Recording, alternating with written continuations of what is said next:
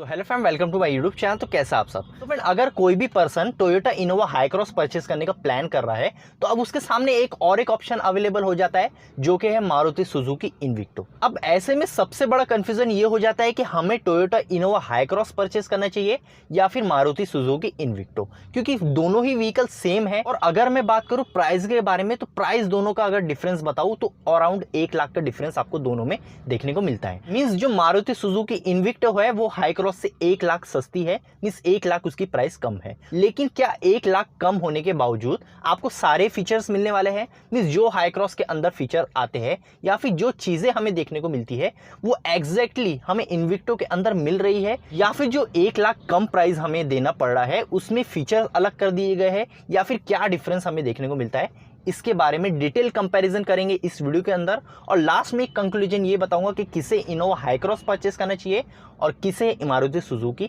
Invicto. So friend, ज्यादा time waste नहीं करूंगा, मैं हूं आपका दोस्त, आपका होस्ट अमान। बिना टाइम वेस्ट करके आज का वीडियो स्टार्ट करते हैं।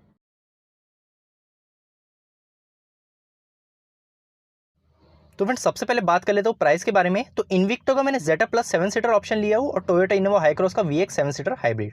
बात करूँ इन्विक्टो के प्राइस के बारे में तो इसकी प्राइस है 24.82 लाख रुपीस और टोयोटा इनोवा हाई क्रॉस की प्राइस है 25.30 लाख रुपीस। अगर बात करूँ दोनों ही व्हीकल के प्राइस डिफरेंस के बारे में तो जो निचले मॉडल है उसमें आपको 25,000 का तक डिफरेंस देखने को मिल सकता है, और टॉप वेरियंट्स की अगर मैं बात करूँ तो 1 से 1.5 लाख का डिफरेंस दोनों ही व्हीकल के अंदर आपको देखने को मिलता है।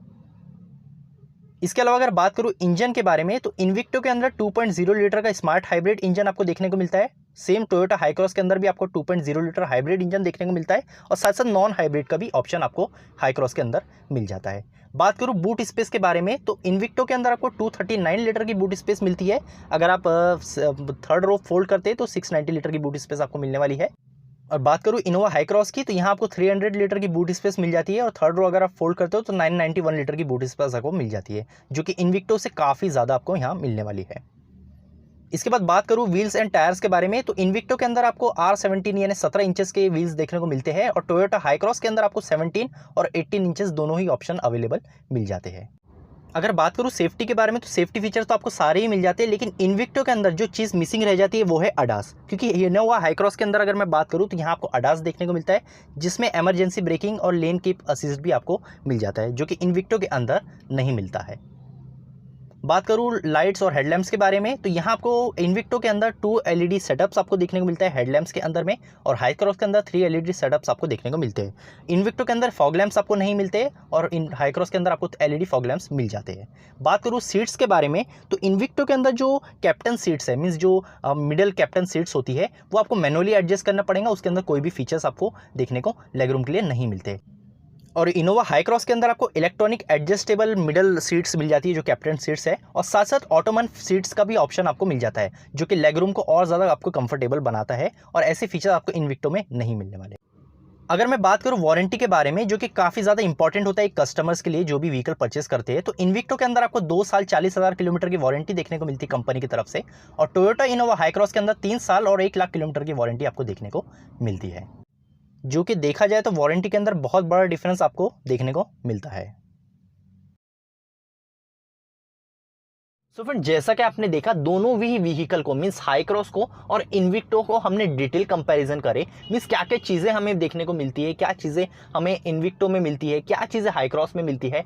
तो यहाँ हमने ये देखा कि जो इन्विक्टो में फीचर्स है वो यहाँ कम हम आपको देखने को मिल रहे हैं, टायर साइज के अंदर में भी आपको कमी देखने को मिल रही है, और फीचर्स के अंदर अगर मैं बात करूँ तो जो मोस्ट इंपॉर्टेंट जो फीचर है या फिर अभी जो ट्रेंड कर रहा है वो है अडास। तो अडास आपको इन्विक्टो के अंदर अभी फिलहाल नहीं देखने को मिल रहे हैं।